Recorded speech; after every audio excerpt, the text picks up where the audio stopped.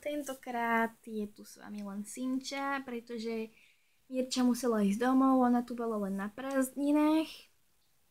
Tak, no, som to chcela oznámiť a doteraz som tu fetovala bublifúk, lebo sa fakt nudím, bola som sa aj kúpať, ešte mám trošku mokré vlasy, a však nevadí.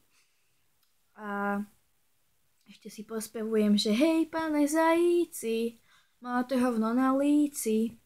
Neviem, podľa mňa je to perfíš pesnička, fakt perfíš. A mám tu aj mojho úžasného macka, volá sa Brumko a mám ho moc rada. Ale nemám ho radšej ako koflu. Pokúšala vlastne nakresliť mojho kocúra Fúzika, ale asi sa mi to moc nepodarilo, no však posúďte sami. Ale nevadí, ja som celkom spokojná. Ale neviem, či jemu by sa to zrovna páčilo. No nevadí. Ale bolo to dosť náročné kresliť ho, lebo on sa furt hýbe. A už fakt neviem čo povedať. Tento vlog som vlastne natáčala z nudy. A ešte, že o 2 týždne, alebo tak nejak, prídu moji bratranci.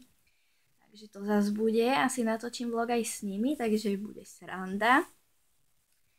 Jeden ma tuším, neviem, nejakých, netuším, už som ich dlho nevidela, ale asi 7 rokov.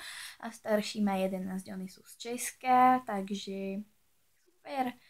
A už sa na nich veľmi teším. To už bude asi fakt všetko na tento vlog. Takže a pozdravujem ťa, Mirča. A daj mi like. Čauko.